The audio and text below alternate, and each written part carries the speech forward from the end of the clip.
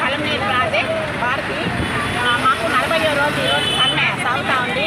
40వ రోజు కూడా మాకు జగన్మోహన్ రెడ్డి గారు మాకు శాలరీలు పెంచుతామని మా వాళ్ళు అమర నిరాహార దీక్ష చేస్తున్నారు.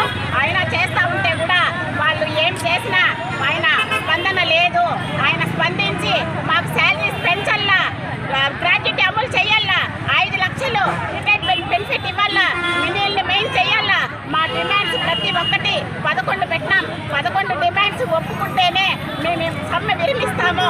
మాకు జీవో రూపంలో ప్రతి ఒక్కటి 11 జీవో రూపంలో రావాలని మేమందరము కోరుకుంటూ ఉన్నాము.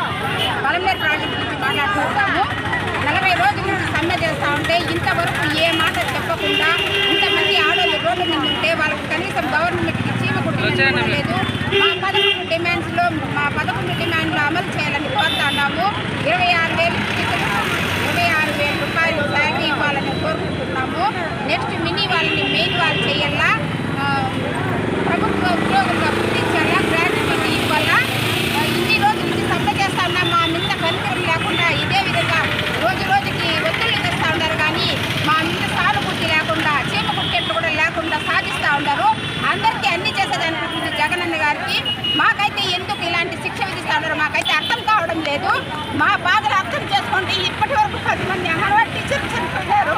కనీసం మా బాధలు అర్థం చేసుకుంటారని కోరుకుంటున్నాను. బైరెడ్డిపల్లి ప్రాజెక్టు, బైరెడ్డిపల్లి మండలము. నా పేరు వెంకటరత్న. మేము 40 రోజుల నుంచి ప్రతిరోజు కలంనీరుకి అప్ అండ్ డౌన్ చేస్తున్నాం. అన్న జగనన్న, దయచేసి ఇలాంటి ఎండల్లో ఆడబెట్టిని హింసించడం చాలా తప్పన్నా. మీ దృష్టిలోకి మంత్రులు ఇంతవరకు తీసుకొచ్చినారో లేదో కానీ మాకు తెలియట్లేదు. కనీస వేతనం మాకు 26,000 ఇమ్మన్నా. అన్న మా కోరికలు నెరవేర్చి mini anganwadi teacher, main anganwadi టీచర్లుగా గుర్తించి అప్పుడు రోజా చెప్పారు ఇంతకుముందు ప్రభుత్వం ఉన్నప్పుడు అంగన్వాడీ ఉద్యోగికి కనీస వేతనం 26,000 మా ప్రభుత్వం వస్తే చేస్తామని చెప్పినారు. అమ్మ రోజమ్మ, ఈరోజు ఎక్కడున్నావు? నగిరిలో ఉండవా, అసెంబ్లీలో ఉండవా? దయచేసి ఆడవాళ్ళ బాధలు అర్థం చేసుకొని మాకు హామీ ఇస్తారని ఆశిస్తున్నాం. ఈ రోజుకి 40 రోజులుగా మేము దీక్ష చేస్తున్నాము. కనీసం జగన్మోహన్ రెడ్డి కుంభకర్ణులాగా నిద్రపోతున్నాడేది.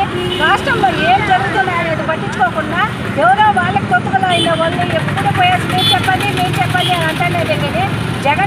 జగన్మోహన్ రెడ్డికి మేము ఓటు వేసి గెలిపించుకోలేదా? ఇప్పుడు ప్రజల మందికి వచ్చేదానికి ఏమో అంత సిగ్గుసేట. నోరు మూసుకొని దిగొచ్చేంత వరకు మేము ఈ సమ్మె విరమించేదే లేదు. మా వాళ్ళు 4 రోజులు ఇంకా నిరాహార దీక్షలో కొనసాగిస్తున్నారు.